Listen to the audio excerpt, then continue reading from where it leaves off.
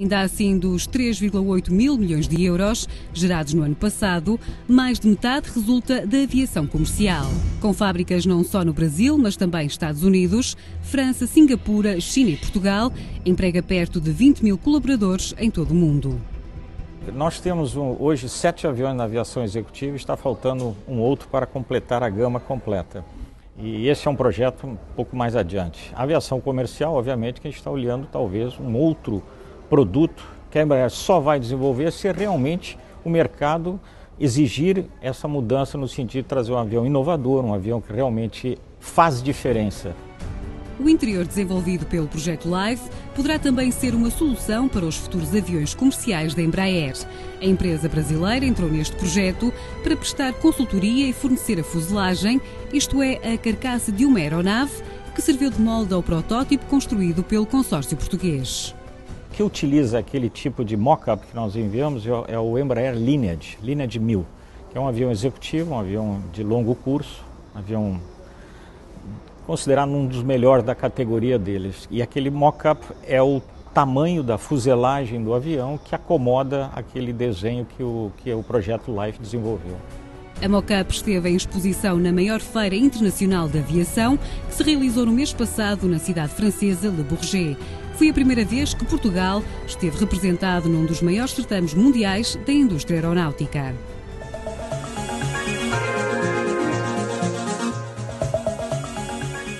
O que torna este protótipo tão único? Do design à integração final de todos os componentes, há novas tecnologias desenvolvidas especificamente para este projeto. Por exemplo, o couro ecológico, sem crómio, os novos painéis de cortiça e o desenho mais ergonómico das janelas. Como se constrói o novo interior para um jato executivo? Embora com algum currículo na aeronáutica, as 5 empresas do consórcio nunca tinham ido tão longe. A partir da fuselagem concedida pela Embraer, iniciaram uma maratona de reuniões para chegarem à ideia final do que seria o avião do futuro. Depois aqui já nesta primeira imagem começam a aparecer algumas ideias, até relativamente já à forma das janelas. Mais orgânico, uma peça feita em compósito que não tem que ser necessariamente um cilindro. E depois temos desenhos de conceito um pouco mais refinados, se quiser, numa fase em que os desenhos, em que as ideias começam se quiser, a assentar e a tornar-se mais reais. E é nessa fase que nós passamos para a fase de desenvolvimento tridimensional em computador. Normalmente os aviões têm janelas retangulares porque a sua estrutura é uma estrutura que tem em torno das janelas uns anéis que reforçam toda a fuselagem, e na nossa ideia imaginamos um avião do futuro que já está na prática a acontecer atualmente, que é um avião feito em materiais avançados, não metálicos, compósitos, e esses materiais compósitos permitem janelas mais orgânicas, estruturas muito mais naturais. E essas estruturas, aquilo que nós imaginamos que é mais natural para este tipo de aviões, é ter estruturas que dão origem a janelas triangulares, porque a fuselagem é uma treliça. O que nós fizemos foi definir estas janelas. O passo seguinte disto foi enviar desenhos deste tipo para a empresa que faz a fabricação dos protótipos, que é a SET, neste caso, uma empresa do Grupo Ribeirão Moldes, e eles o que fizeram foi pegar nestes nossos desenhos e maquinar os modelos, onde depois foi posto o couro, da cor azul, etc, etc, dando origem a peças finais. Aqui vemos também um novo conceito a nível de materiais.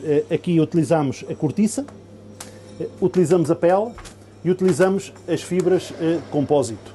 A facilidade com que todos os bancos se movimentam todos para o centro, para poder transformar o avião numa sala de reuniões. O INEGI também esteve envolvido no desenvolvimento dos bancos, de toda a estrutura dos bancos, de todo o suporte. Havia um conceito também de que os bancos da zona executiva, portanto, há 4 bancos que rodam e que são móveis, mas que não têm pés, não estão assentes no chão. Vê-se uma estrutura de apoio, que é razoavelmente pouco visível, depois na utilização final, e um banco que pode rodar em torno dessa estrutura de apoio e aparentemente está no ar. Estes bancos são fabricados em fibra de carbono. A estrutura do banco nasceu neste molde.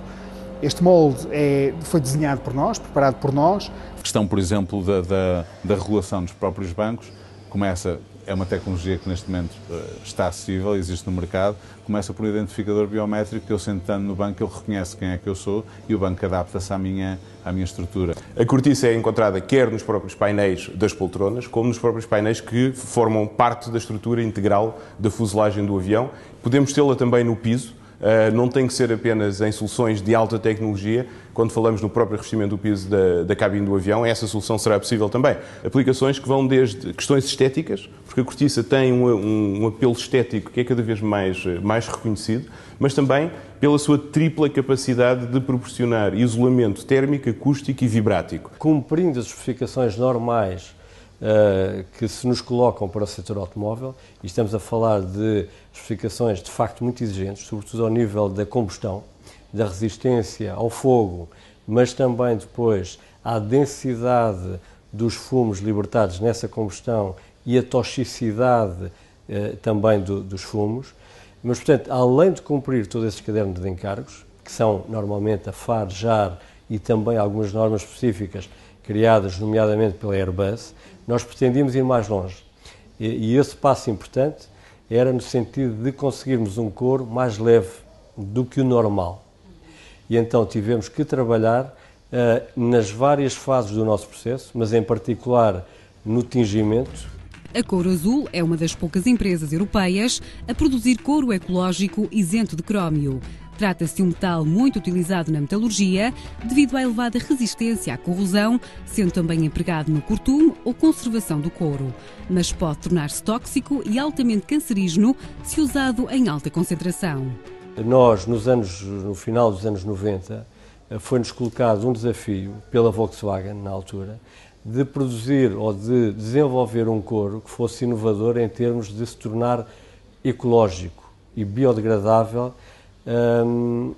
E, portanto, nós tivemos que atuar e isso basicamente fez-se mudando as substâncias corteantes, que até aí eram o crómio, e substituir o crómio por novas substâncias. Isso foi conseguido juntando, portanto, componentes de polímeros, sintéticos e vegetais.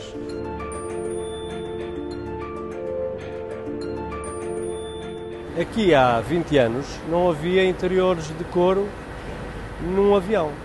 Hoje é uma solução, antes de ser uma solução de design ou uma opção de exclusividade, é basicamente uma opção económica, porque na realidade o couro dentro de um avião dura 4 vezes mais do que dura um têxtil. Por outro lado ainda, a manutenção deste material do couro é muito mais barata do que a manutenção de uma capa em tecido. O couro pode ser limpo sem retirar a capa. E, portanto, há produtos hoje que tiram um risco de lapiseira ou uma nódoa de café ou de batom, enquanto no tecido isso não é possível. Portanto, no tecido tem que se retirar a capa, mandar lavar e depois vestir novamente portanto, o banco. A esfera é a resposta que a equipa de design, a Alma Design neste caso, foi muito uma ideia deles, deu a uma solicitação que nós tínhamos por parte da Embraer, num avião executivo, que era, segundo eles, um dos requisitos, uma das coisas que nós temos que apresentar no produto final é uma secretária, uma escrivaninha, se quisermos. Portanto, a ideia, em termos de produto final, é que uma esfera destas, daqui a 20 anos, possa ter ecrãs interativos, imaginar qualquer coisa do tipo de um iPad gigante, a 360 graus à nossa volta, que pode mostrar-nos filmes, pode mostrar-nos documentos, pode permitir-nos trabalhar. O luxo para mim será cada vez mais o eu poder estar dentro de um espaço em que me sinta o mais confortável possível, mais em casa possível, mas em que a tecnologia está à minha volta sem que esteja presente. Como, por exemplo, a questão de termos um teto que, quando eu não estou a utilizar a iluminação, eu não vejo uma lâmpada, não vejo um microfone, não vejo nada que seja a tecnologia que está lá embebida, mas que de um momento qualquer eu necessitando de acendê-la, de certa forma, apenas por um momento de passagem de mão, eu posso ter luz nas zonas onde pretendo. Na realidade, a luz que se vê é alimentada a partir de um laser, que está algures na fuselagem, no nosso caso está num dos cantos da fuselagem. Esse laser alimenta luz para um conjunto de fibras ópticas que estão espalhadas depois no painel, nascem desta construção orgânica. O cluster dedicou-se exclusivamente à zona dos passageiros. De fora do projeto ficaram a cabine dos pilotos, área de alimentação e casa de banho.